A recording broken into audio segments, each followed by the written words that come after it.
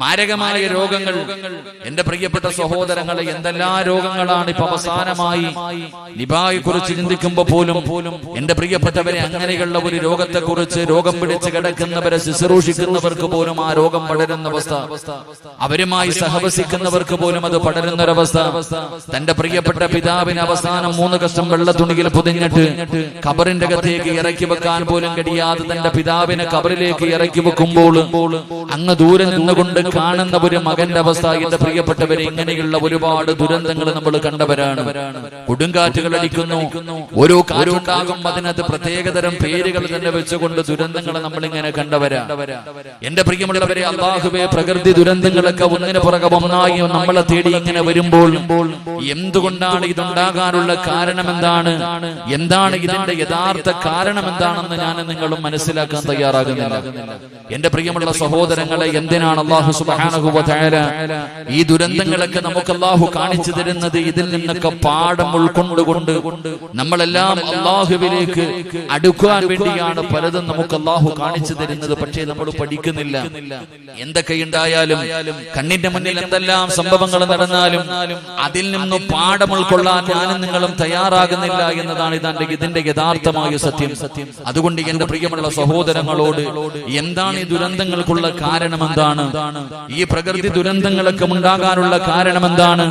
അതിനെക്കുറിച്ച് നമുക്കൊന്ന് പഠിക്കാൻ തയ്യാറാകുമ്പോൾ എന്റെ പ്രിയമുള്ള സഹോദരങ്ങളെ, അല്ലാഹുവിന്റെ അദാബുകൾ, പടച്ചറപ്പിന്റെ അദാബുകൾ ഒന്നിനു പുറകെ ഒന്നൊന്നായി പേമാരികളെ പോലെ നമ്മളെ തേടിയിട്ട് നമ്മുടെ നാട്ടിൽ ഇങ്ങനെ നടന്നുകൊണ്ടിരിക്കുമ്പോൾ എന്റെ പ്രിയമുള്ള സഹോദരങ്ങളെ, അതിന്റെ കാരണം എന്തെന്നറിയുവോ?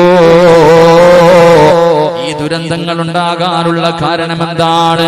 മഹാനായ അഷ്റഫുൽ ഖൽഖ് നബി മുഹമ്മദ് മുസ്തഫ സല്ലല്ലാഹു അലൈഹി വസല്ലമ തങ്ങൾ പറയുകയാണ്, ഈ ദുരന്തങ്ങളൊക്കെ ഉണ്ടാകാനുള്ള കാരണം എന്തെന്നറിയുമോ? കുല്ലു ബല്ലത്തിൻ യകൂനു ഫീഹിൽ അർബഉ ഫാഹിലുഹാ മഅസൂമുന മിനൽ ബലാ. അല്ലാഹുവിന്റെ പ്രവാചകൻ സല്ലല്ലാഹു അലൈഹി വസല്ലമ തങ്ങൾ പറയുകയാണ്, ഈ ദുരന്തങ്ങളൊക്കെ ഉണ്ടാകാനുള്ള കാരണം എന്തെന്നറിയുമോ? അവസ്ഥയാണ്. ഇന്ന് 4 വിഭാഗത്തെ നോക്കിയാൽ പല നാടുകളിലും കാണാനില്ല. അങ്ങനെ ഉണ്ടെങ്കിൽ തന്നെ കയ്യിൽ എണ്ണാവുന്ന ആൾക്കാർ മാത്രമേ ഉള്ളൂ. അല്ലാഹുവിന്റെ പ്രവാചകൻ സല്ലല്ലാഹു അലൈഹി വസല്ലമ തങ്ങൾ പറയുകയാണ്, ഇന്ന് നാടുകളിൽ കാണാതെ പോയിരിക്കുന്ന, ഇന്ന് നാടുകളിൽ കാണാൻ കഴിയാത്ത 4 കാര്യങ്ങളിൽ ഒന്നാമത്തെ കാര്യം എന്തെന്നറിയുമോ? മുത്തുനബി അവിടെന്ന് പറഞ്ഞു തരുന്നു, സഹാബ, ഇന്ന് നാടുകളിൽ കാണാൻ കഴിയാത്ത 4 കാര്യങ്ങളിൽ ഒന്നാമത്തെ കാര്യം എന്തെന്നറിയുമോ? ഇമാമുൻ ആദിലുൻ, നീതിമാനായ ഭരണാധികാരികൾ ഇന്ന് നമ്മുടെ നാടുകളിൽ കാണാൻ കഴിയാനില്ല. നീതിമാനായ ഭരണാധികാരികളെ ഇന്ന് കാണാൻ കിട്ടുന്നില്ല. അതാണ് ദുരന്തത്തിന്റെ ഒന്നാമത്തെ കാരണമെന്ന് പ്രവാചകൻ അവിടെന്ന് പറയുമ്പോൾ എന്റെ പ്രിയമുള്ളവരെ, ഈ ലോകം മുഴുവനും നമുക്കൊന്ന് കണ്ണോടിച്ച് നോക്കാം. നീതിമാനായ ഒരു ഭരണാധികാരിയെ നമുക്ക് കാണാൻ കഴിയുമോ? നീതിമാനായ ഭരണാധികാരിയെ കുറിച്ച് പറയുമ്പോ നമുക്ക് ഓർമ്മ വരുന്നത് ആരെയെന്നറിയുമോ? മഹാനായ സയ്യിദുനാ ഉമർ ഇബ്നുൽ ഖത്താബ് റളിയല്ലാഹു തആല അൻഹു. നമ്മുടെ രാജ്യത്തിന്റെ രാഷ്ട്രപിതാവ് പോലും പറഞ്ഞത്, ഞാൻ ഇഷ്ടപ്പെടുന്ന ഭരണം ഉമറിന്റെ ഭരണമാണ്. എന്റെ പ്രിയമുള്ളവരെ, അതുപോലെ ഒരു ഭരണാധികാരിയെ ഈ പ്രപഞ്ചം മുഴുവനും നമ്മൾ തെരഞ്ഞു നോക്കിയാൽ നമുക്കിന്ന് കാണാൻ കഴിയില്ല. ലോകത്തിന്റെ കാര്യം പോകട്ടെ, നമ്മുടെ രാജ്യത്തിന്റെ കാര്യം എടുത്തു നോക്ക്. എന്തിനാ ലോകത്തിന്റെ കാര്യം പറയുന്നത്? എന്തിനാ മറ്റുള്ള രാഷ്ട്രങ്ങളുടെ കാര്യം പറയുന്നത്? നമ്മുടെ രാജ്യത്തിന്റെ കാര്യം എടുത്തു നോക്ക്. എല്ലാവർക്കും അറിയുന്ന കാര്യമാണല്ലോ, പറഞ്ഞിട്ടും വലിയ പ്രയോജനമൊന്നുമില്ല. എന്തിനാണ് രാജ്യത്തിന്റെ കാര്യം പറയുന്നത്? രാജ്യത്തിന്റെ ഭരണാധികാരിയെ കുറിച്ച് പറയുന്നത് എന്താണ്? ഇന്ന് പടച്ചവന്, ഇന്ന് നിയമങ്ങളെ മുഴുവനും നമ്മളെ നോക്കിയിട്ട്, പലതാ നമ്മളെ നോക്കിയിട്ട് ചിരിക്കുന്ന ഒരു രംഗമാണ് നമ്മൾ കണ്ടുകൊണ്ടിരിക്കുന്നത്. അതുകൊണ്ട് ലോകത്തിന്റെ കാര്യം പറയണ്ട, രാജ്യത്തിന്റെ കാര്യവും പറയണ്ട. പറഞ്ഞിട്ട് പ്രത്യേകിച്ച് ഒന്നും നേടാനുമില്ല. ഇനി മുകളിലിരിക്കുന്ന റബ്ബ് തന്നെ തീരുമാനിക്കണം. ആ അല്ലാഹുവിന്റെ സഹായമല്ലാതെ നമുക്കിനി ഒന്നുമില്ല എന്ന് എനിക്കും നിങ്ങൾക്കും നല്ലതുപോലെ അറിയാം. അതുകൊണ്ട് രാജ്യത്തിന്റെ കാര്യം ഞാൻ പറയുന്നില്ല. മുസ്ലിമീങ്ങളുടെ സർവ്വകാര്യങ്ങളും തീരുമാനിക്കുന്ന ഒരിടമാണ് ഞാനും നിങ്ങളും അവസാനം പോയി കിടക്കുന്ന പള്ളിപ്പറമ്പ്. അല്ലാഹുവിന്റെ പള്ളികൾ തന്നെ എടുത്തു നോക്ക്. പടച്ചറപ്പിന്റെ ഭവനങ്ങൾ, അല്ലാഹുവിന്റെ ഭവനങ്ങൾ പോലും പടച്ചവനെ ഇന്ന് അവിടെയും നീതി നടക്കുന്നത് കാണാറില്ല. അല്ലാഹുവിന്റെ പള്ളിയൊക്കെ ഭരണമായി മാറിയിരിക്കുകയാണ്. പള്ളികളുടെ പരിപാലനമല്ല ഇന്ന്, പള്ളികളുടെ പരിപാലനമല്ല, പള്ളിയിൽ നടക്കുന്നത് ഭരണമാണ്.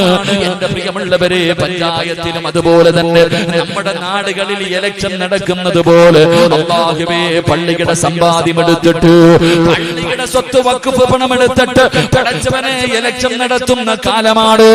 അല്ലാഹുവേ ഇലക്ഷന് വീട്ടിൽ കയറി പൈസ കൊടുത്തിട്ട് വോട്ട് പിടിക്കുന്നത് പോലെ പള്ളിയുടെ പ്രസിഡന്റ് ആകാറ്, പള്ളിയുടെ സെക്രട്ടറി ആകാറ്. എന്റെ പ്രിയമുള്ള സഹോദരങ്ങള്, ഇന്ന് ജനങ്ങൾ പണം കൊടുത്തിട്ട് വോട്ട് പിടിക്കുന്ന കാലമാ.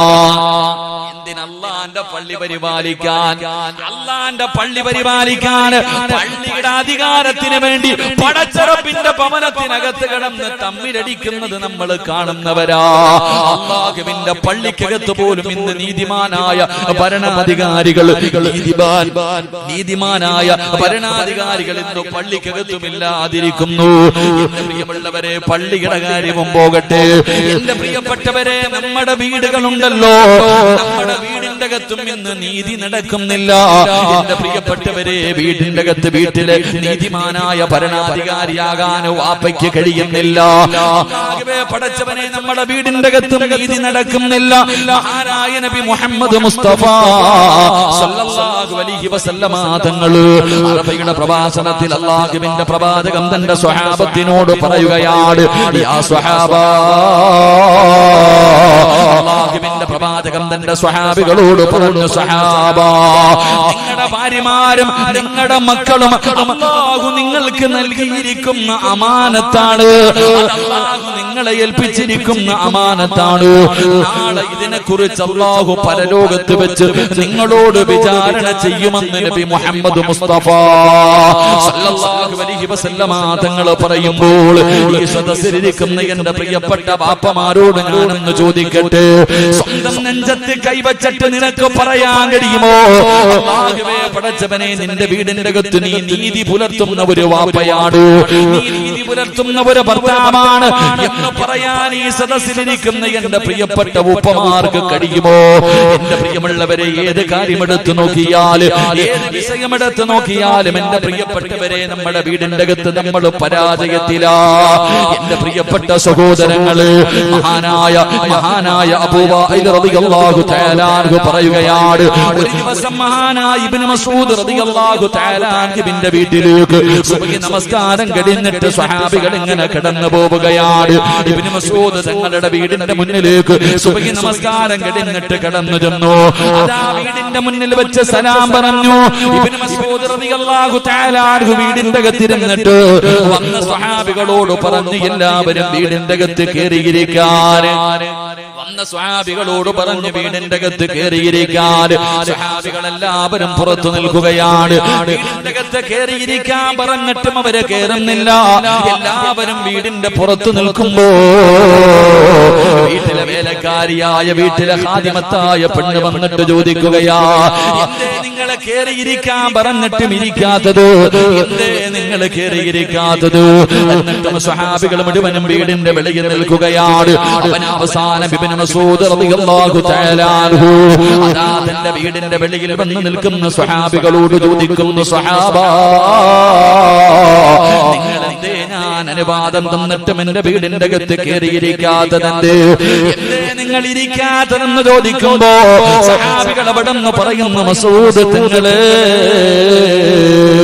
സുബ്ഹി കഴിഞ്ഞ സമയമാണല്ലോ, മക്കളൊക്കെ വീടിന്റെ അകത്ത് കിടന്ന് ഉറങ്ങുകയായിരിക്കും, പെൺമക്കളൊക്കെ വീടിന്റെ അകത്ത് കിടന്ന് ഉറങ്ങുകയായിരിക്കും.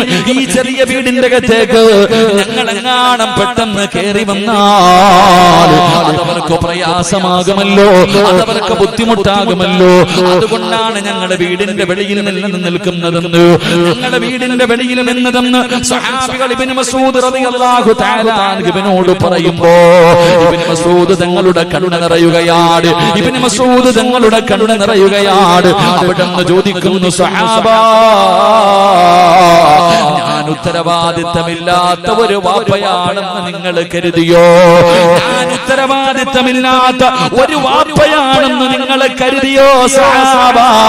ഒരിക്കലുമില്ല സഹാബ, ഒരിക്കലുമില്ല സഹാബ.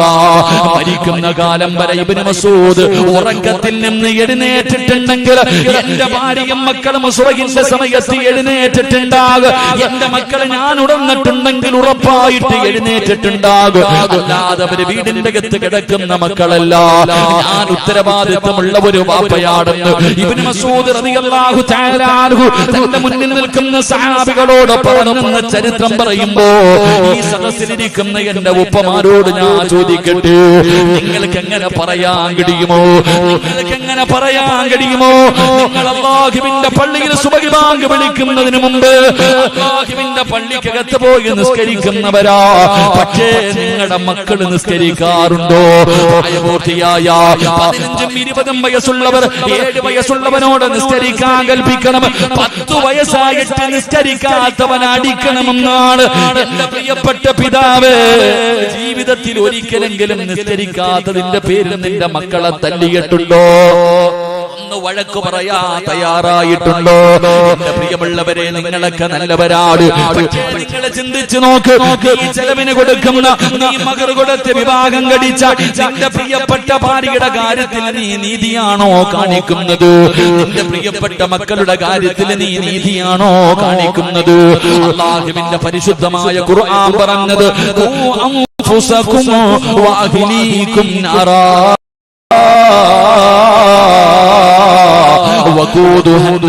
ായി തള്ളിക്കളയുന്ന വാപ്പയാണെന്ന് നബി മുഹമ്മദ് മുസ്തഫ സല്ലല്ലാഹു അലൈഹി വസല്ലമ തങ്ങൾ അവിടെന്ന് പറയുമ്പോൾ എന്റെ പ്രിയപ്പെട്ട ഉപ്പമാരോട് എനിക്ക് പറയാറുള്ളത്, എന്റെ പ്രിയപ്പെട്ട പിതാക്കന്മാരോട് എനിക്ക് പറയാറുള്ളത്, നിങ്ങൾ ആരെ പോലെയാകണമെന്നറിയുമോ? മക്കളെ ഉപദേശിക്കുന്ന എത്ര വാപ്പമാരാ ഉള്ളത്, മക്കളെ ഉപദേശിക്കുന്ന എത്ര ഉമ്മമാരാ ഉള്ളത്. അതുകൊണ്ട് എന്റെ പ്രിയപ്പെട്ട പിതാക്കന്മാരോട് എനിക്ക് പറയാറുള്ളത്, മഹാനായ സഅദ് ഇബ്നു അബീ വഖാസ് റളിയല്ലാഹു തആല അൻഹു, സഅദ് ഇബ്നു അബീ വഖാസ് തങ്ങളെ പോലെ ആകണം ഓരോ വാപ്പയും. സഅദ് ഇബ്നു അബീ വഖാസ് റളിയല്ലാഹു തആല അൻഹു തന്റെ പൊന്നുമകനെ അടുത്തേക്ക് വിളിക്കുകയാണ്, തന്റെ ചെറിയ മകനെ അടുത്തേക്ക് വിളിക്കുകയാണ്. യാ ബുനയ്യാ, തന്റെ പൊന്നാര മകനെ സ്നേഹത്തോട് അടുത്ത് വിളിച്ചിരുത്തിയിട്ട് സഅദ് ഇബ്നു അബീ വഖാസ് റളിയല്ലാഹു തആല അൻഹു തന്റെ പൊന്നുമകനെ ഉപദേശിക്കുകയാണ്, തന്റെ പൊന്നുമകനെ ഉപദേശിക്കുകയാണ്. തന്റെ പൊന്നാര മകനൊരു പിതാവ് 3 ഉപദേശമാണ് കൊടുത്തത്. എന്റെ പ്രിയപ്പെട്ട ബാപ്പമാര്, നിങ്ങളുടെ മക്കൾക്കും നിങ്ങൾ പറഞ്ഞു കൊടുക്കേണ്ട 3 ഉപദേശമാണ്. മഹാനായ സഅദ് ഇബ്നു അബീ വഖാസ് റളിയല്ലാഹു തആല അൻഹു തന്റെ പൊന്നാര മകനെ അടുത്ത് വിളിച്ചിട്ട് അവിടുന്ന് ഒന്നാമതായി പറഞ്ഞു കൊടുത്ത ഉപദേശം എന്തെന്നറിയുമോ? പൊന്നുമോനെ, ഇദാ അറദ്ത അൻ തുസല്ലി ഫഅഹ്സിൻ വുദൂഅക. ഒരു പിതാവ് തന്റെ പൊന്നാര മകനോട് പറഞ്ഞു കൊടുക്കുന്നു, മോനെ, എന്റെ പൊന്നുമകൻ നമസ്കരിക്കാൻ ഉദ്ദേശിച്ചു കഴിഞ്ഞാൽ എന്റെ പൊന്നുമകൻ വുദൂ നല്ലതുപോലെ എടുക്കണേ മോനെ, എന്റെ പൊന്നുമോന് നല്ലതുപോലെ വുദൂ എടുക്കണേ. മഹാനായ ഇബ്നു മസ്ഊദ്, മഹാനായ സഹാബി അവിടുന്ന് തന്റെ പൊന്നാര മകനോട് ഒന്നാമത്തെ ഉപദേശമാ തന്റെ പൊന്നാര മകനോട് പറഞ്ഞു കൊടുക്കുകയാണ്, മോനെ, വുദൂവെടുക്കുമ്പോൾ സൂക്ഷ്മതയോടുകൂടി വേണം വുദൂവെടുക്കാൻ. അതിന്റെ കാരണം എന്തെന്നറിയുമോ?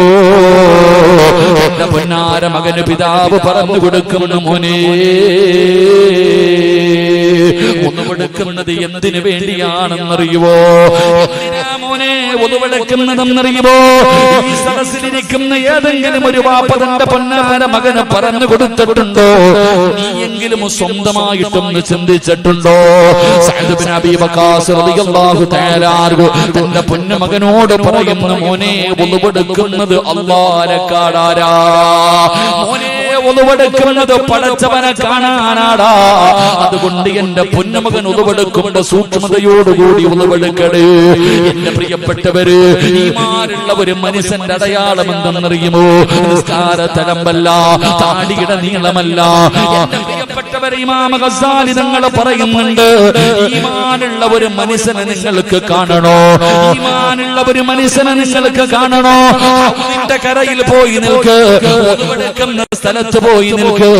ഏതെങ്കിലും ഒരു മനുഷ്യന് സൂക്ഷ്മതയോടുകൂടി ഒതുവെടുക്കുന്നത് കണ്ടാൽ ആ മനുഷ്യന് ഈമാനുള്ളതിന്റെ അടയാളമാണ്. ആ മനുഷ്യന് ഈമാനുള്ളതിന്റെ അടയാളമാണ്. എന്റെ പ്രിയമുള്ളവരെ, ഒതുവെടുക്കുമ്പോൾ സൂക്ഷ്മതയോടുകൂടി ഒതുവെടുക്കല് അതാ അവിടെ നിന്ന് പറഞ്ഞു കൊടുക്കുകയാ. തന്റെ പൊന്നുമകനോട് പറയുന്ന, മോനെ, പ്രയാസമുള്ള സമയത്തിലും എന്റെ പൊന്നുമകന് സൂക്ഷ്മതയോടുകൂടി വേണം ഒതുവെടുക്കാൻ. എന്റെ പൊന്നുമകന് ധൃതി കാണിക്കാൻ പാടില്ല. എന്റെ പൊന്നുമോൻ അലസത കാണിക്കാൻ പാടില്ല. കാരണം എന്തെന്നറിയുമോ? അവിടെ പറഞ്ഞു കൊടുക്കുന്ന, മോനെ, നാളെ ഖബറിന്റെ അകത്ത് നിന്ന് എഴുന്നേറ്റ് വരുന്ന പടച്ച റബ്ബിന്റെ കോടതിയുണ്ടല്ലോ, ആ മഹ്ശറയുണ്ടല്ലോ, അല്ലാഹുവിന്റെ അർശിന്റെ തണലല്ലാതെ വേറൊരു തണലുമില്ലാത്ത ദിവസമുണ്ടല്ലോ. പടച്ചവന്റെ അർശിന്റെ തണല് മാത്രമേ ഉള്ളൂ. അല്ലാഹുവിന്റെ അർശിന്റെ തണല് മാത്രമുള്ള പരലോകമുണ്ടല്ലോ. അന്ന് പ്രയാസത്തിന്റെ സമയത്ത് സൂക്ഷ്മതയോടുകൂടി ഒതുവെടുത്ത മനുഷ്യ, നിനക്ക് നാളെ അല്ലാഹുവിന്റെ അർശിന്റെ താഴ്ഭാഗത്ത് പടച്ച റബ്ബ് നിനക്കൊരിടം തരുമെന്ന് നബി മുഹമ്മദ് മുസ്തഫ സല്ലല്ലാഹു അലൈഹി വസല്ലമ തങ്ങൾ പറയുകയാണ്. എന്റെ പ്രിയപ്പെട്ടവരെ, വല്ലാത്ത തണുപ്പുള്ള സമയത്ത് പോലെ പടച്ചവനെ അലസത കാണിക്കാതെ സൂക്ഷ്മതയോടുകൂടി അല്ലാഹുവിനെ കാണണമെന്ന ആഗ്രഹത്തോടെ ആ പടച്ചവനെ കാണാനാണ് ഒതുവെടുക്കുന്നതെന്ന ചിന്തയോടുകൂടി ഏതെങ്കിലും ഒരു മനുഷ്യനതാ സൂക്ഷ്മതയോടുകൂടി ഒതുവെടുത്താൽ നാളെ അവന് പടച്ച റബ്ബിന്റെ അർശിന്റെ താഴ്ഭാഗത്ത് ഒരു സ്ഥാനം കൊടുക്കുമെന്ന് പ്രവാചകൻ പറയുമ്പോ അപ്പ തന്റെ പൊന്നാര മകനോട് പറയുന്നു, മോനെ,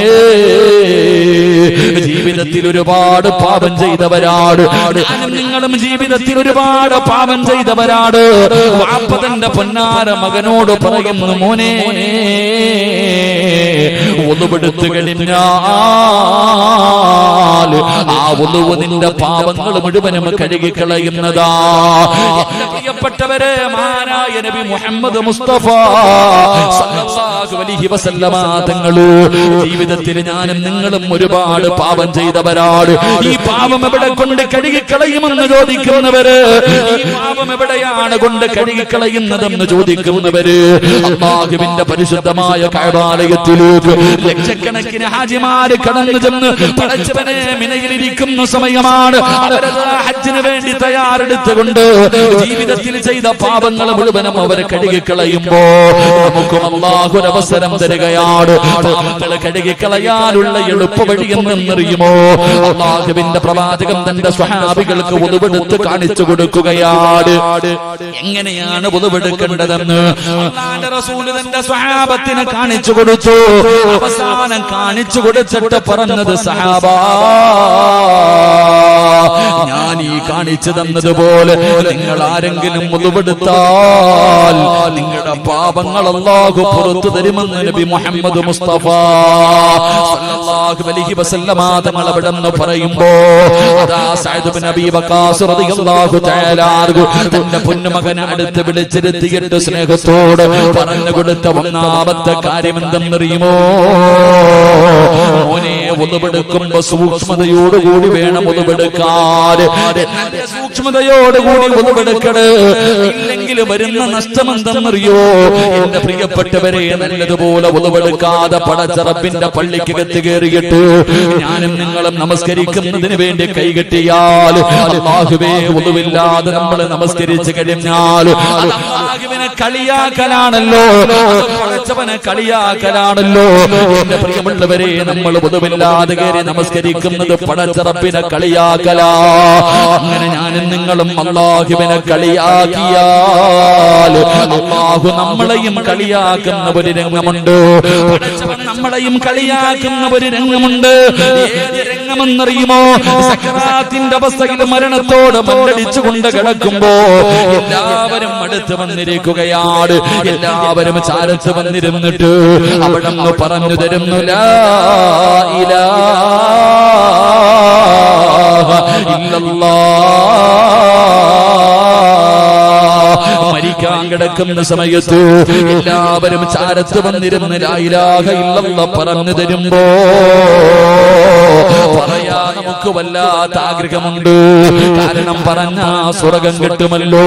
അത് പറയണമെന്ന ആഗ്രഹത്തോട് നമ്മൾ പറയാ ശ്രമിക്കുമ്പോ അല്ലാഹു നമ്മളെ കളിയാക്കി കളയും ചെറുപ്പക്കാരാ.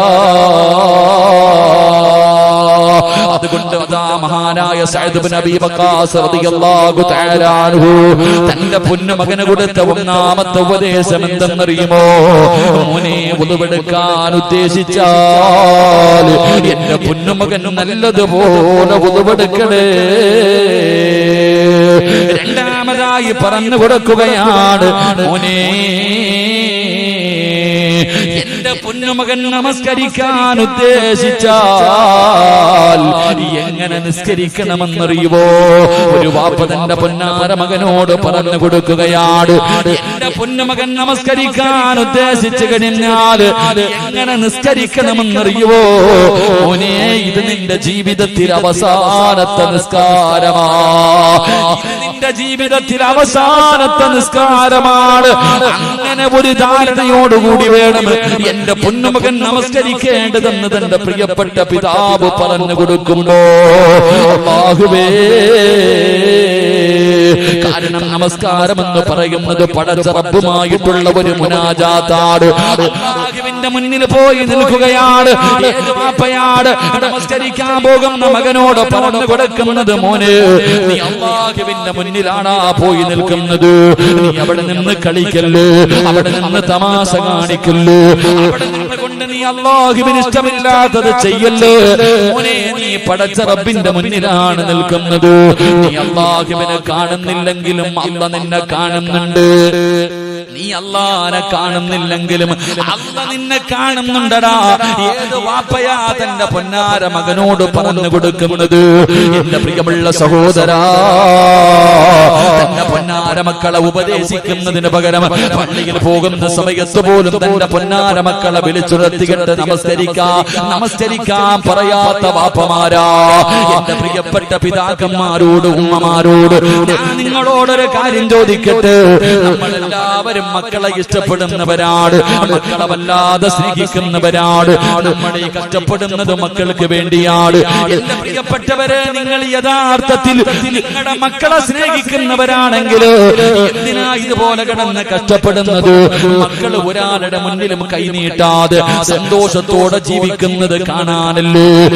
എന്റെ പ്രിയപ്പെട്ട മാതാപിതാക്കള്, നിങ്ങൾക്ക് ആർക്കെങ്കിലും നിങ്ങളുടെ മക്കളോട് ഒരു കടുകു മണിയുടെ അളവെങ്കിലും സ്നേഹമുണ്ടെങ്കിൽ എന്റെ പ്രിയപ്പെട്ട സഹോദരങ്ങളെ, അല്ലാഹുവിന്റെ പരിശുദ്ധമായ ഖുർആൻ പറയുകയാ, നിങ്ങളുടെ മക്കളോട് നിങ്ങൾക്ക് സ്നേഹമുണ്ടെങ്കിൽ അവർ ഈ ദുനിയാവിൽ മറ്റവന്റെ മുന്നിൽ ആളുടെ മുന്നിലും കൈനീട്ടാതെ പള്ളിയുടെ മുന്നിൽ പോയി പിരിവെടുക്കാതെ അവര് സന്തോഷത്തോടെ ജീവിക്കുന്നത് കാണാൻ നിനക്ക് ആഗ്രഹമുണ്ടെങ്കിൽ ഈ ലോകത്തിൽ നിന്ന് യാത്ര പറയുന്ന സമയത്ത് ഈമാനോടുകൂടി നിങ്ങളുടെ മക്കളും മരിക്കണമെന്ന് നിങ്ങൾക്ക് ആഗ്രഹമുണ്ടെങ്കിൽ നിങ്ങൾ ചെയ്യേണ്ടതെന്തെന്നറിയുമോ? അല്ലാഹുവിന്റെ വിശുദ്ധമായ ഖുർആൻ പറയുകയാ, അല്ലാഹുവിന്റെ വിശുദ്ധമായ ഖുർആൻ പറയുകയാണ്, വഅ്മുർ അഹ്ലക ബിസ്സലാത്തി വസ്തബിർ അലൈഹാ ലാ നസ്അലുക റിസ്കാ നഹ്നു നർസുഖു വൽ ആഖിബത്തു ലിത്തഖ്വാ. അല്ലാഹുവിന്റെ ഖുർആനല്ലേ പറഞ്ഞത്. മാതാപിതാക്കള് മക്കളെ നന്നായി കാണണമെന്ന് ആഗ്രഹിക്കുന്ന, ദുനിയാവിലും ആഖിറത്തിലും തന്റെ മക്കളെ രക്ഷപ്പെടണമെന്ന് ആഗ്രഹിക്കുന്ന ഓരോ വാപ്പയും ഉമ്മയും ചെയ്യേണ്ട കാര്യമാണ്. അല്ലാഹുവിന്റെ വിശുദ്ധമായ ഖുർആൻ പറയുകയാ, നമസ്കരിക്കുന്നവർക്ക് 2 പ്രതിഫലമുണ്ട്, നിസ്കരിക്കുന്നവർക്ക് 2 പ്രതിഫലമുണ്ട്. തന്റെ മക്കളെ നിസ്കരിപ്പിക്കുന്ന ഉപ്പമാര് അല്ലാഹു തരുന്ന 2 പ്രതിഫലത്തിൽ ഒരു പ്രതിഫലം എന്തെന്നറിയുമോ? ലാ നസ്അലുക റിസ്കാ. അല്ലാഹുവിന്റെ വിശുദ്ധമായ ഖുർആൻ എവിടെന്ന് പറയുകയാ, നമസ്കരിക്കുന്നവന് മരിക്കുന്ന കാലം വരെ ഭക്ഷണം കൊടുക്കുമെന്ന് പടച്ച റബ്ബാ പറയുന്നത്. 5 നേരം ആര് നിസ്കരിക്കുന്നുണ്ടോ മരിക്കുന്ന കാലം വരെ ഞാൻ ഭക്ഷണം തരാമെന്ന് പടച്ച റബ്ബ് ഏറ്റിരിക്കുകയാണ്. നിന്റെ മക്കളെ നന്നാകണമെന്ന് നീ ആഗ്രഹിക്കുന്നെങ്കിൽ മക്കളോട് നമസ്കരിക്കാനല്ലേ പറയേണ്ടത്, മക്കളെ വിളിച്ചുണർത്തി നിസ്കരിപ്പിക്കുകയല്ലേ ചെയ്യേണ്ടത്. എന്നിട്ട് അല്ലാഹുവിന്റെ ഖുർആൻ പറയുകയാ, നല്ല മരണം നിങ്ങൾക്ക് ആർക്കെങ്കിലും വേണോ? അത് പണം കൊടുത്തു വാങ്ങാൻ പറ്റുന്നതല്ല. എത്രയോ പേര് വെള്ളിയാഴ്ച രാവിലെ മരിക്കുന്നത് നീ കണ്ടതാണ്. നിനക്കും ആഗ്രഹം തോന്നിയിട്ടില്ലേ? നിനക്കും അതുപോലെ മരിക്കണമെന്ന് മോഹമില്ലേ? എങ്കിൽ അല്ലാഹു പറയുകയാ, ഞാൻ തരാ. ആർക്കാണ് നല്ല മരണം വേണ്ടത്?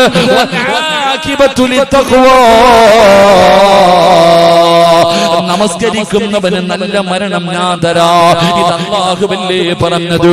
വാപ്പാ രാവിലെ സുബഹിക്ക് എഴുന്നേറ്റ് പോകുന്ന വാപ്പാ, നിന്റെ പൊന്നുമകനും ഈ ലോകത്ത് നിന്ന് യാത്ര പറയുമ്പോ ലാ ഇലാഹ ഇല്ലല്ലാഹ് എന്ന് പറഞ്ഞുകൊണ്ട് സ്വർഗം കണ്ടിട്ട് എന്റെ പൊന്നുമകന് മരിക്കണമെന്ന് ആഗ്രഹിക്കുന്ന ഒരു വാപ്പയാണെങ്കിൽ നീ ഒറ്റയ്ക്ക് എഴുന്നേറ്റ് പള്ളിയിൽ പോകുവോ? നിന്റെ മക്കളെയും കയ്യിൽ പിടിച്ചു കൊണ്ടുപോകുന്ന വാപ്പയാകാ തീരുമാനിക്കൂ. അതുകൊണ്ട് എന്റെ പ്രിയപ്പെട്ടവരോട് പറയുകയാണ്, നമസ്കരിക്കുന്ന സമയത്ത് മോനെ, ഇത് നിന്റെ ജീവിതത്തിൽ അവസാനത്തെ നിസ്കാരമാടാ. സലാം വീട്ടിക്കഴിഞ്ഞാൽ നീ മരിച്ചു പോവുകയാണ്. നിന്റെ ജീവിതത്തിൽ ഒരിക്കലും ഇനി നിസ്കരിക്കാൻ അവസരമില്ല. ഇത് അവസാനത്തെ നിസ്കാരമാണെന്ന ധാരണയോടുകൂടി വേണം എന്റെ മകൻ നമസ്കരിക്കാൻ. ഒരു വാപ്പ തന്റെ മകന് കൊടുക്കുന്ന 2ാമത്തെ ഉപദേശമാ. 3ാമത്തെ കാര്യം എന്തെന്നറിയുവോ? മോനെ, മറ്റുള്ളവന്റെ കയ്യിലിരിക്കുന്നത് എന്റെ മകൻ ആഗ്രഹിക്കാൻ പാടില്ല. ഒരു വാപ്പ തന്റെ മകന് പറഞ്ഞു കൊടുക്കുകയാണ്, മറ്റൊരാളുടെ കയ്യിലിരിക്കുന്ന ഒരു വസ്തുവും എന്റെ മകൻ ആഗ്രഹിക്കാൻ പാടില്ല. അത് ഏറ്റവും വലിയ ദാരിദ്ര്യമാ മോനെ. അല്ലാഹുവേ, ഇതല്ലേ ഒരു വാപ്പ പറഞ്ഞു കൊടുക്കേണ്ടത്. ഇതിനേക്കാളും ഒരു നല്ല ഉപദേശമേനാവുള്ളത്. മറ്റുള്ളവന്റെ കയ്യിലിരിക്കുന്നത് ആഗ്രഹിക്കരുത്. എന്റെ മകൻ ആർത്തി കാണിക്കരുത്, അത്യാഗ്രഹിയാകരുത്. മറ്റുള്ളവന്റെ കയ്യിലിരിക്കുന്നത് ആഗ്രഹിച്ചാൽ അത് ദാരിദ്ര്യം വലിച്ചു കൊണ്ടുവരും മോനെ. ഇതല്ലേ ഒരു വാപ്പ പറഞ്ഞു കൊടുക്കേണ്ടത്, ഇതല്ലേ ഒരു ഉമ്മ പറഞ്ഞു കൊടുക്കേണ്ടത്. പക്ഷേ ഇന്ന് ചെയ്യുന്നതെന്ത്? 10 വയസ്സുള്ളവനോട് 12 വയസ്സുള്ളവനോട് ഒരു വാപ്പയും ഉമ്മയും ആദ്യം പറയുന്നത് അല്ലാഹുവിനെ കുറിച്ചല്ല, മുത്തുനബിയെ കുറിച്ചല്ല, ഇസ്ലാമിനെ കുറിച്ചല്ല. എല്ലാ മക്കളോടും ഏകദേശമുള്ള മാതാപിതാക്കളും കുഞ്ഞുമക്കളുടെ ഹൃദയത്തിന്റെ അകത്ത് ആദ്യമായിട്ട് കുത്തിവെക്കുന്നത് പണത്തിനോടുള്ള ആർത്തിയാ. മോനെ, പണമുണ്ടെങ്കിലേ ജീവിക്കാൻ പറ്റൂ. ലോകത്ത് പണമുണ്ടെങ്കിലേ ജീവിക്കാൻ പറ്റൂ. ഇത് പിഞ്ചു കുഞ്ഞുങ്ങളുടെ ഹൃദയത്തിന്റെ അകത്തേക്ക് മാതാപിതാക്കൾ കുത്തിവെച്ച് കൊടുക്കുന്ന ഒരു വിഷവാ. എന്റെ പ്രിയപ്പെട്ടവർ, അതുകൊണ്ടാണ് നമ്മുടെ മക്കള് കള്ള് കച്ചവടം ചെയ്യുന്നത്, മയക്കുമരുന്ന് കച്ചവടം നടത്തുന്നത്. അല്ലാഹുവേ, പെട്ടെന്ന് പണക്കാരനാകാനുള്ള വളർന്ന വഴികൾ മുഴുവനും തേടുന്നത്. അതുകൊണ്ട് എന്റെ പ്രിയപ്പെട്ട മാതാപിതാക്കളോട് നിങ്ങൾ ആരെ പോലെയാകണമെന്നറിയുമോ? നിങ്ങൾ ആരെ പോലെയാകണമെന്നറിയുമോ? മഹാനായ അബൂദറിൽ ഗിഫാരി റളിയല്ലാഹു തആല അൻഹുവിനെ പോലെ, സ്വഹാബിയെ പോലെയാണ് നിങ്ങൾ ആകേണ്ടത്. അവസാന അവസാനം അബൂ ദർ ഗിഫാരി റളിയല്ലാഹു തആല അൻഹു തന്റെ മരണസമയം അടുത്ത് വന്നപ്പോ തന്റെ പൊന്നാര മക്കളെ അടുത്ത് വിളിച്ചിരുത്തുകയാണ്. തന്റെ മക്കളെ വിളിച്ചിരുത്തിയിട്ട് ആ മരണത്തിന്റെ അവസാന സമയത്ത് കൊടുത്ത ഒരു ഉപദേശമുണ്ടല്ലോ, ഈ സദസ്സിലിരിക്കുന്ന പ്രായമുള്ളവർക്ക് എല്ലാവർക്കും അറിയാം നമ്മുടെ കുടുംബത്തിന്റെ അവസ്ഥ എന്താണെന്ന് നമ്മളൊക്കെ അനുഭവിച്ചവരാണ്. പടച്ചവനെ, നമ്മുടെ വീട്ടില് കഴിക്കാൻ ഭക്ഷണമില്ലെന്ന് നമുക്കെല്ലാവർക്കും അറിയുന്ന ഒരു കാലമുണ്ടായിരുന്നു. വീട്ടിലില്ല എന്നുള്ളത് എല്ലാ മക്കൾക്കും അറിയാം, പക്ഷേ ഇന്നുള്ള തലമുറയ്ക്കതറിയില്ല. മഹാനായ അബൂ ദർ ഗിഫാരി റളിയല്ലാഹു തആല അൻഹു തന്റെ മരണസമയം അടുത്ത് വന്നപ്പോ തന്റെ പൊന്നാര മക്കളെ അടുത്തേക്ക് വിളിക്കുകയാണ്. തന്റെ മക്കളെ എല്ലാവരെയും വിളിച്ചടുത്തിരുത്തിയിട്ട് അവിടെ നിന്ന് ചോദിക്കുന്നു, മക്കളെ, വാപ്പാനെ വെറുപ്പാണോ? വാപ്പയോട് നിങ്ങൾക്ക് ദേഷ്യമുണ്ടോ? മക്കളെ, വാപ്പ നിങ്ങൾക്ക് വേണ്ടിയൊന്നും കരുതി വെച്ചിട്ടില്ല, നിങ്ങൾക്ക് വേണ്ടി ഞാനൊന്നും കരുതി വെച്ചിട്ടില്ല. വാപ്പാടെ കയ്യിലൊന്നുമില്ല മോനെ, കിട്ടിയതെല്ലാം വാപ്പ പാപങ്ങൾക്ക് കൊടുത്തു, നല്ല കാര്യങ്ങൾക്ക് വേണ്ടി ചിലവഴിച്ചു. വാപ്പാടെ കയ്യിൽ 5 നയാ പൈസ എടുക്കാറില്ല. ഇത് പറയുന്നത് ചെറിയ മക്കളോടാണ്. പിഞ്ചു മക്കളെ പിടിച്ചെടുത്തിരുത്തിയിട്ട് വാപ്പ പറയുകയാ, വാപ്പാടെ ഇന്നത്തെ അവസ്ഥ എന്തെന്നറിയുവോ? ഞാനെങ്ങാണം ഈ കിടപ്പിൽ കിടന്നങ്ങ് മരിച്ചു പോയാൽ എന്റെ മയ്യത്ത് പൊതിയാൻ കഫം തുണി വാങ്ങാൻ 1 രൂപ പോലും എന്റെ കയ്യിലില്ല മക്കളെ. ഒരു വാപ്പ തന്റെ പൊന്നാര മക്കൾക്ക് പറഞ്ഞു കൊടുക്കുകയാ, മരിച്ചുപോയാൽ എന്റെ മയ്യത്ത് പൊതിയാ തുണി വാങ്ങാൻ പോലും 1 രൂപ എന്റെ കയ്യിലില്ല. എന്നിട്ട് പറയുകയാ, എന്നെ പൊതിയാൻ ഒരു നല്ല തുണിയും ഈ വീടിന്റെ അകത്ത് എടുക്കാറില്ല. ഇതാണ് വാപ്പയുടെ അവസ്ഥ, ഇതാണ് വാപ്പയുടെ അവസ്ഥ. എന്നിട്ട് തന്റെ പൊന്നാര മക്കളോട് പറയുകയാണ്, ഞാൻ മരിച്ചു കഴിഞ്ഞാൽ എന്റെ മക്കൾ എന്ത് ചെയ്യണമെന്നറിയുവോ? ഞാൻ മരിച്ചു കഴിഞ്ഞാൽ എന്റെ മക്കൾ എന്ത് ചെയ്യണമെന്നറിയുവോ? വാപ്പയുടെ മയ്യത്ത് കുളിപ്പിക്കണം, എന്നിട്ട് വാപ്പയുടെ ജനാസ ചുമന്നുകൊണ്ട് ജനങ്ങളെ നടന്നു പോകുന്ന വഴിയിൽ കൊണ്ടുപോയി വെക്കണം. ജനങ്ങളെ നടന്നു പോകുന്ന വഴിയിൽ എന്റെ ജനാസ കൊണ്ടുപോയി വെക്കണം. അതാ ഉംറ കഴിഞ്ഞ് മടങ്ങി വരുന്നവരെ കണ്ടാൽ അല്ലാഹുവിന്റെ പരിശുദ്ധമായ കഅബാലയത്തിൽ പോയി ഉംറ ചെയ്തിട്ട് വരുന്ന ആരെങ്കിലും കണ്ടാ എന്റെ മക്കളോ പറയണം, ഇത് അല്ലാഹുവിന്റെ റസൂലിന്റെ സ്വഹാബിയാ, ഞങ്ങളുടെ വാപ്പയാ. മയ്യത്ത് പൊതിയാ തുണി വാങ്ങാ പൈസയില്ല, അതാ പൊതിയാനൊരു നല്ല തുണിയുമില്ല എന്ന് പറയണം. എന്നിട്ട് അവരുടെ കയ്യിലിരിക്കുന്ന ഇഹ്റാമിന്റെ വസ്ത്രത്തില് വാപ്പാനെ കഫം പൊതിഞ്ഞിട്ട് കബറടക്കാ പറയണേ മക്കളെ. മഹാനായ അബൂ ദർ ഗിഫാരി റളിയല്ലാഹു തആല അൻഹു മരിക്കുന്നതിന് മുമ്പ് മക്കളോട് പറഞ്ഞു കൊടുത്തു, അവരെ പഠിപ്പിച്ചു കൊടുത്തു, ഇല്ലാത്തതിന്റെ കാര്യം തന്റെ മക്കൾക്ക് പറഞ്ഞു കൊടുത്തു. പ്രിയമുള്ളവരെ, മഹാനവറുകൾ അവിടെ നിന്ന് ഷഹീദാകുകയാണ്, അവിടെ നിന്ന് മരണപ്പെടുകയാണ്. അവിടുത്തെ മയ്യത്ത് വാപ്പ പറഞ്ഞതുപോലെ മക്കള് ചെയ്യുകയാണ്. അവിടുത്തെ ജനാസ കുളിപ്പിച്ചു കൊണ്ടുപോയി ജനങ്ങൾ നടന്നു വരുന്ന വഴിയിൽ കൊണ്ടുപോയി വെക്കുകയാണ്.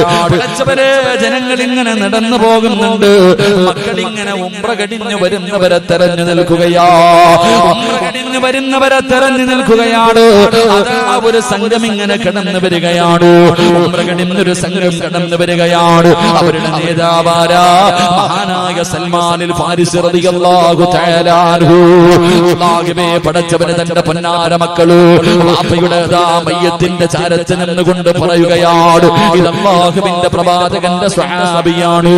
ജനാസ പൊതിയാ തുണിയില്ല, ഞങ്ങളുടെ കയ്യിൽ പൈസയുമില്ല, ഞങ്ങളുടെ കയ്യിലിരിക്കുന്ന ഇഹ്റാമിന്റെ വസ്ത്രം കൊണ്ട് ഞങ്ങളുടെ വാപ്പയ കഥ കഫം പൊതിഞ്ഞിട്ട് കബറടക്കണേ എന്ന് മക്കള് പറയുമ്പോ, എന്റെ പ്രിയമുള്ളവരെ, ഇതുപോലെയാണ് ഒരു വാപ്പയാകേണ്ടത്.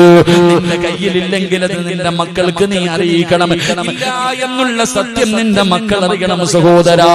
അല്ലാതെ മക്കൾ ചോദിക്കുന്നത് മുഴുവനും ഭാര്യക്കൂര് കൊടുക്കുന്നത് കൊണ്ടാണ് നമ്മുടെ മക്കള് നമ്മളുടെ വില മനസ്സിലാക്കാൻ കഴിയാത്തത്. അവര് തലതിരിഞ്ഞു പോകുന്നത്, അവരാവശ്യമില്ലാത്ത വഴികൾ തേടുന്നത്.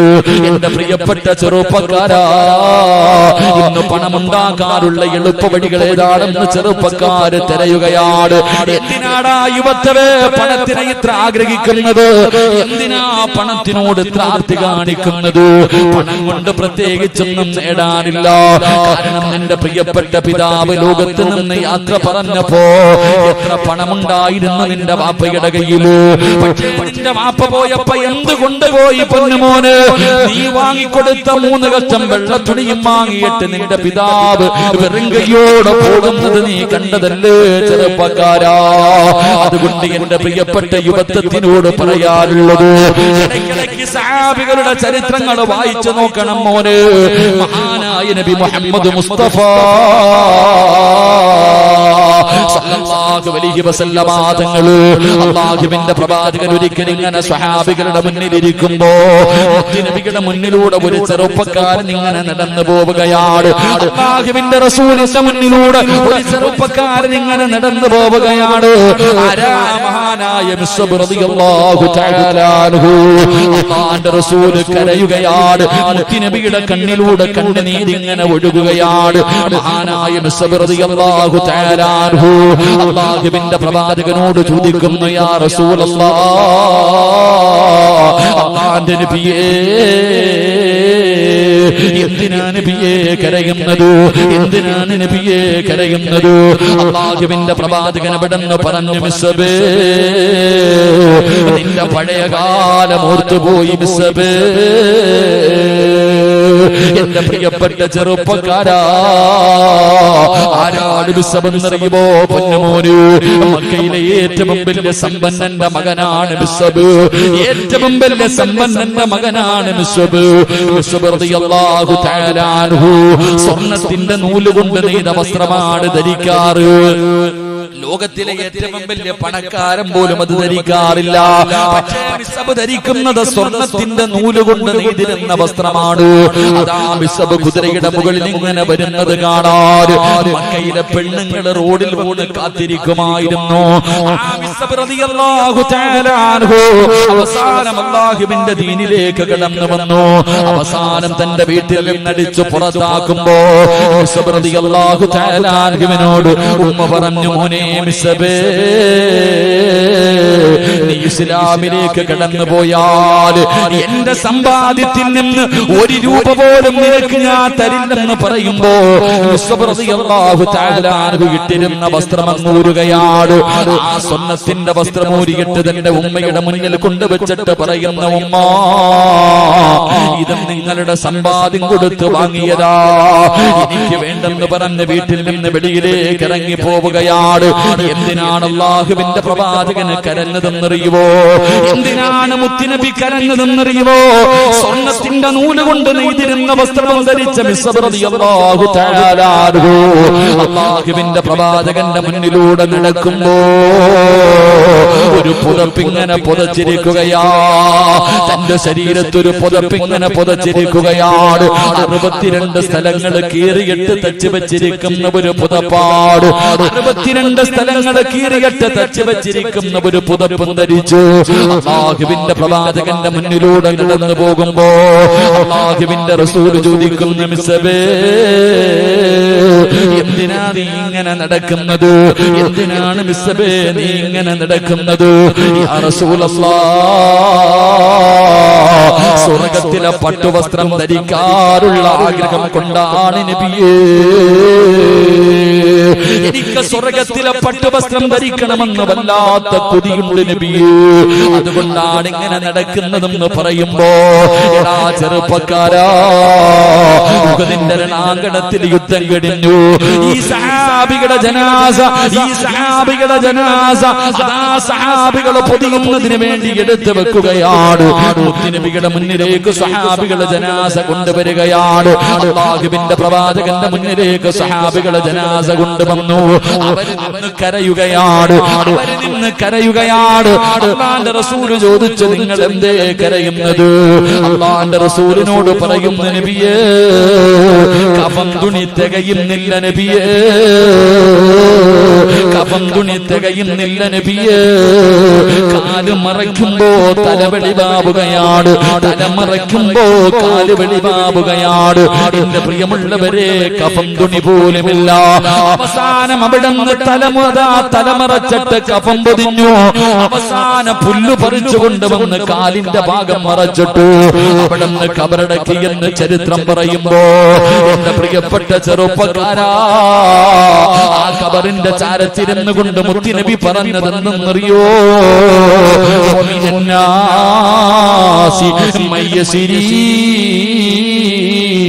നഫ്സഹു ബുത്തിഗാ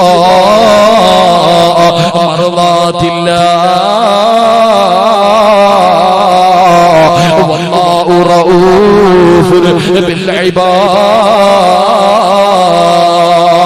മോനെ, മുത്തുനബി എവിടെ നിന്ന് പറഞ്ഞു കൊടുത്തതാ. അതുകൊണ്ട് എന്റെ പ്രിയപ്പെട്ട ഉപ്പമാരോട് പറയുകയാണ്, മക്കളോട് പറഞ്ഞു കൊടുക്കണം, മോനെ, നീ ഉമ്മയുടെ ഗർഭാശയത്തിൽ കിടന്നപ്പെട്. അല്ലാഹു നീ മരിക്കുന്ന കാലം വരെയുള്ള കാര്യങ്ങൾ തീരുമാനിച്ചു വെച്ചിരിക്കുകയാ. നീ കഴിക്കേണ്ട ഭക്ഷണമുണ്ടല്ലോ, നിനക്ക് സംഭവിക്കേണ്ട കാര്യമുണ്ടല്ലോ, നിനക്ക് കിട്ടേണ്ട പണമുണ്ടല്ലോ, ഇതെല്ലാം ഉമ്മയുടെ വയറ്റിൽ കിടന്നപ്പോഴേ അല്ലാഹു എഴുതി വെച്ചിരിക്കുകയാ. അതുകൊണ്ട് നീ എന്തിനാ മറ്റുള്ളവന്റെ കയ്യിലിരിക്കുന്നത് ആഗ്രഹിക്കരുത്. ആഗ്രഹിച്ചാലും നിനക്ക് കിട്ടൂല. അതുകൊണ്ട് അല്ലാഹു നിനക്ക് നിശ്ചയിച്ചത് മരിക്കുന്ന കാലം വരെ നിനക്ക് കിട്ടും മോനെ. അതുകൊണ്ട് മറ്റുള്ളവന്റെ കയ്യിലിരിക്കുന്നത് ഒരിക്കലും ആഗ്രഹിക്കാൻ പാടില്ല. അത് ഏറ്റവും വലിയ ദാരിദ്ര്യമാണ്, അത് ഏറ്റവും വലിയ ദാരിദ്ര്യമാണ്. അത് ദാരിദ്ര്യത്തിനെ വലിച്ചു കൊണ്ടുവരുമെന്ന് മഹാനായ സഅദ് ഇബ്നു അബീ വഖാസ് റളിയല്ലാഹു തആല അൻഹു ഒരു നീതിമാനെ പോലെ തന്റെ പൊന്നാര മകനോടുള്ള ബാധ്യത പോലെ തന്റെ പൊന്നാര മകനെ ഉപദേശിച്ചു കൊടുത്തെന്ന് ചരിത്രം പറയുമ്പോ എന്റെ പ്രിയപ്പെട്ടവരെ, ഞാനും നിങ്ങളും അങ്ങനെയാണാകേണ്ടത്, ഞാനും നിങ്ങളും അങ്ങനെയാണാകേണ്ടത്. മുത്തുനബി പറഞ്ഞു, സഹാബാ, ഒരു ദുആ ചെയ്യുന്നവന്, ഒരു ദുആ ചെയ്യുന്നവന് സ്വർഗ്ഗത്തിൽ ഒരു കൊട്ടാരമുണ്ടെന്ന് നബി മുഹമ്മദ് മുസ്തഫ സല്ലല്ലാഹു അലൈഹി വസല്ലം അല്ലാഹുവിന്റെ റസൂൽ പറയുകയാണ്, ദുആ ചെയ്യുന്നവന് സ്വർഗ്ഗത്തിൽ ഒരു കൊട്ടാരമുണ്ട്. ഏത് ദുആ എന്നറിയുമോ? റബ്ബനാ ഹബ് ലനാ മിൻ അസ്വാജിനാ വദുരിയാതിനാ ഖുർറത അയ്യുനിൻ വജഅൽനാ ലിൽമുത്തഖീന ഇമാമാ.